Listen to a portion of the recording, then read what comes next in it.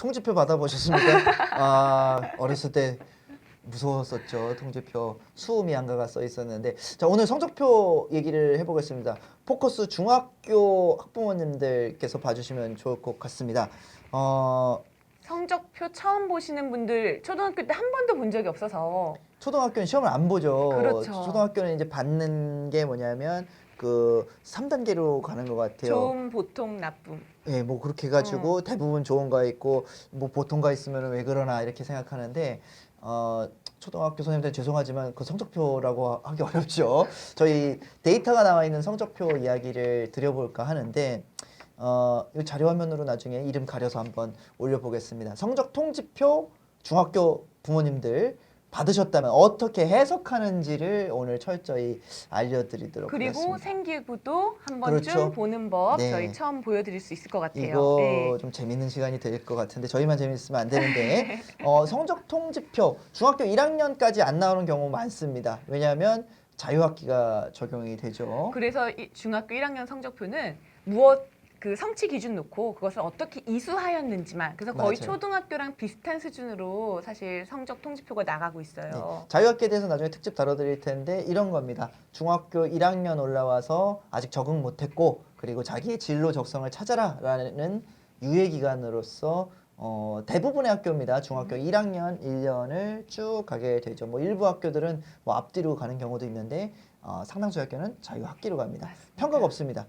수행평가만 이루어지게 되고 그 성취 기준에 따라서 적용이 되게 됩니다. 그래서 네. 본격적으로 숫자들이 나오고 ABC가 나오는 나오는 성적표는 거, 역시 네. 중학교 2학년 때부터 가게 되는데요. 고교 입시도 여기서부터만 되는 거예요. 맞습니다. 자유학기, 자유학년은 성적에 반영되지 않아요. 고입에. 맞아요. 고입에 어. 반영이 안 되고요. 그래서 그 안에 들어가는 문구들 그냥 가벼운 마음으로 넘기셔도 된다. 근데 중학교 1학년 담당하시는 선생님들 정말 고생 많으십니다. 그거 쓰시느라 맞아요. 글자 수도 제일 많아요. 제일 힘든 부분인데. 그런데 그런 건 있잖아요. 그 잠시 그냥 짚고 넘어가면은 그 중학교 1학년, 2학년 영재고등학교 생기부 낼 때 그 1학년 성적표 보잖아요. 맞아요. 그래서 그 안에서 활동들 특정 교과목에서의 활동들은 중요하게 볼 수 있습니다. 그렇죠. 근데 그게 또 절대적이고 어떤 기준이다라고 하는 거는 영재학교 계신 분들도 모르실 거예요. 그래서 이제 이게 과연 들어갔느냐 안 들어갔느냐의 여부는 일단은 중요하지 않다라고 생각하시면서 보시면 될 것 같아요. 탐색 기간이에요. 말 그대로 자유학기 기간은.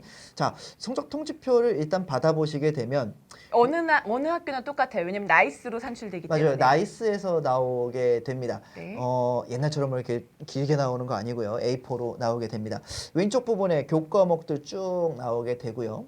그 다음 항목으로 지필과 수행이 들어가게 됩니다. 지필 평가는 말 그대로 중간 기말고사 시험 친 거. 시험을 네. 보게 됩니다. 근데 학교별로 달라요. 중간고사와 기말고사 2번 볼 수도 있고 그리고 중간 기말을 통합으로 해서 한 번 볼 수도 있습니다. 네. 같은 학교에서도 교과에 따라 달라요. 어떤 교과는 2번 보고. 2번 볼 수도 있습니다. 그리고 재밌는 거 지필 평가를 보고 나머지가 수행 평가로 해서 2개가 합산이 되는데 지필의 비율과 수행의 비율은 학교마다 틀려요. 교과마다 틀리고. 전부 다 네. 다릅니다. 다 다르게 서로 나눠져 있고 몇 퍼센트가 어떻게 반영되는지가 차이가 있습니다. 그래서 우리 부모님들 매년 학기 초에 무엇을 살펴보셔야 되냐면요. 학교 홈페이지 들어가세요. 학교 홈페이지에 들어가시면 공시가 됩니다. 이 학교 알림이도 돼요. 학교 알림이에도 나오죠. 네. 학교 알림이에 들어가면 우리 학교에서는 어떤 교과목을 지필평가 몇 퍼센트, 수행평가 몇 퍼센트로 평가한다. 구체적으로는 어떤 걸 평가하겠다 곳까지 나오는 학교들도 많아요. 맞아요, 그래서 맞아요. 미리 사실 아이들이 무엇을 수행평가할지 아는 경우도 굉장히 많아요. 네. 그래서 성적표에 나옵니다. 지필평가는 전체가 몇 퍼센트를 차지하고 있는데 만점이 몇 점이다. 그래서 우리 아이가 받은 점수가 몇 점인지까지가 나오게 되고요. 그 다음에 수행평가에 대한 것도 비율, 그리고 만점이 몇 점인지, 그리고 받은 점수가 나옵니다. 그리고 둘을 합계한 점수가 몇 점인지가 나오게 되는 거예요. 여기까지는 뭐 크게 어렵지 않습니다. 그 다음이 중요한데요. 성취도가 나옵니다. 예전만 해도 여기서 그 다음에 이어지는 건 뭐냐면 수미양가. 수미양가가 나오죠. 수미양가가 나오고 네. 그리고 전교 석차까지 나옵니다. 그렇죠. 내가 전교에서 몇 등을 했는지가 나오게 되는데 지금은 잘 아시겠지만 바뀌었어요. 절대평가라고 하는 게 바로 뭐냐면 합계 점수가 90점을 넘게 되면 A입니다. 모두가 다. 모두가 다 네. A예요. 90점도 A. 그렇죠. 89.9는 89.9는 B입니다. B. 그래서 A와 B, A부터 E까지가 나오게 됩니다. A는 90까지, B는 80까지, 맞습니다. C는 70, 그다음에 60이 60, D, D. 그다음 아래가 52, E 이렇게 E. 나옵니다. 맞아요. 그래서 10점 단위. 지난번에 우리가 어. 상대평가 이야기할 때 9등급제를 얘기했는데 이건 좀 다릅니다. 그건 고등학교. 맞아. A, B, C, D, E까지 해서 중학교는 절대평가로 들어가게 네. 되고 본인이 취득한 점수를 기준으로 해서 A부터 E까지가 나오게 됩니다. 그래서 이거를 아셔야 돼요. 90점 넘었다. 그래서 A를 받은 겁니다. 네. 85면 B입니다. 간단한 거예요. 전교 몇 등을 했느냐가 중요한 게 아니라 본인이 그 성취도 기준에 얼만큼 도달했는지가 중학교 성적 기준에서는 핵심이 되는 거예요. 과고, 자사고, 외고 같은 곳에 성적표 제출할 때 보면은 모두가 다 A, B, C만 넣게 되어 있어요. 맞아요. 그렇죠? 이거를 어떤 뭐 전교 석차를 산출할 수 있는 기준은 제공이 안 됩니다.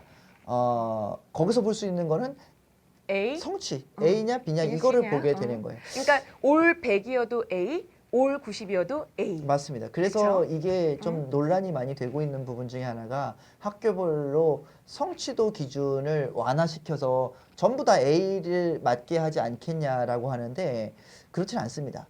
왜냐하면 모든 과목을 다 A로 올릴 정도로 극단적으로 쉽게 낸다라고 하면은 감사에 걸려요. 그렇죠. 이제 어느 정도 기준점을 맞춰서 표준 정규 분포에 가깝게 갈 수 있도록 권장을 하게 됩니다. 근데 이게 뭐 사람이 하는 일인지라 그렇게 안 나오고 편차는 생길 수가 있게 되는데 그래서 이런 부분을 학교 성적표에서는 그 맨 오른쪽 항목입니다. 네. 과목 평균이 나오고 표준 편차라고 하는 게 나오게 돼요. 이 표준 편차라고 하는 거는 분포 곡선에서 어느 정도 위치, 범주에 어. 위치해 있는가가 나오기 때문에 이걸 기술적으로 분석하게 되면은 우리 아이의 현재 등수를 등수까지. 어느 정도 예측은 해볼 수는 있습니다만 그게 중요한 게 아니라 제일 중요한 것은 성취도 기준 자체가 핵심이다. 이렇게 보시면 될 것 같습니다. 이 성취도는 학기 말에만 나오는 거예요. 그죠? 그렇죠. 그래서 첫 번째 시험이나 두 번째 시험, 1회고사, 2회고사에서 나오지 않아요. 맞아요. 수행평가까지 다 나오고 그러고 나서 합산을 한 다음에 이게 나오게 되는 거고요. 그래서 어떤 친구 이런 친구 있더라고요. 저한테 이제 막 울면서 얘기하는 건데 중간고사 시험을 못 봤다. 어떡하느냐. 잘했어야지. 네. 100점을 맞아야 되는데 80점을 맞았다고 너무 걱정을 하는데 사실은 이게 퍼센티지가 중요하잖아요. 맞아요. 맞아요. 1차 고사가 뭐 예를 들어서 30%, 2차 고사가 30%, 그다음에 나머지 수행이 40%, 합쳐서 100점. 맞아요. 환산을 잘 해야 되는 겁니다. 그래서 성취 기준이 90일 기준으로 해서 그걸 넘는 것이 합쳐서. 그렇죠. 그래서 한 번의 시험을 못 봤다. 그러면 맞아요. 치명적일 수도 있지만 그래도 이거를 만회할 수 있는 여지가 있기 때문에 그 기준점에 대해서 좀 잘 생각하셔야 된다라고 하는 걸 꼭 말씀드리고 싶고 우리 아이들 이제 성적표 보시고 이렇게 해석하시면서 A부터 E까지에 있는 이 성취 수준을 가지고 말씀하시는 게 제일 중요합니다. 그리고 PF 이렇게 나오는 경우들도 있습니다. 이건 이제 패스폴스 개념인데 그걸 이수했는지 안 했는지에 대한 그런 구분 점수 있다. P 너 A 이건 뭐야? E보다도 더 아래야 너 큰일 났어가 아니라 P는 패스로 패스. 보시면 네. 되겠습니다. 예를 들면은 진로와 진학, 마치 맞아요. 선택 과목, 교과 선택 과목의 맞습니다. 하나요.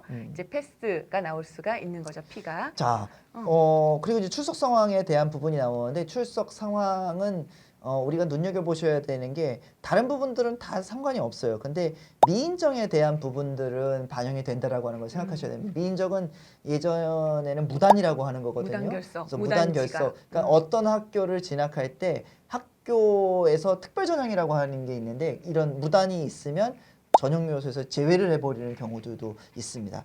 이 성적 통지표 요 하나만 가지고서 저희가 10분이 거의 다 됐는데 그렇죠. 예. 예전하고는 분명히 달라졌습니다. 그리고 간단하게 정리해드리면 중학교에서의 성적 통지표는 기본적으로 A부터 E까지의 성취도를 가지고 나온다라고 하는 거. 전교 석차 자체가 중요한 게 아니라 여기에서 도달했는지 안 했는지에 대한 아닌지만, 부분들. 그래서 A를 가지고 있는 친구들이 많을 수 있어요. 그래서 어떤 고등학교를 진학하고자 하는데 만약에 수학과학을 중심으로 뽑는 학교다. 근데 수학과학에 뭐 C가 있거나 B가 있다라고 하면은 빨리 만회를 해서 복구해서 뭐 상상도를 따져주는 것도 방법이다. 이렇게 보시면 되겠습니다. 일단 성적 통지표 받으셔서 당황하셨을 텐데 이런 부분들 한번 보시면서 지금 더 어린 친구들은 나중에 이런 통지표가 오는구나 라고 생각해 주시면 좋을 것 같습니다. 저희가 이 정도로 말씀을 드리고 생각보다 길어져서 네. 바로 다음 편에서 이어서 생기부 보는 법 설명드리면 좋을 것 같습니다. 일단은 인사 한번 하고 가시죠. 통지표에 대한 이야기였습니다.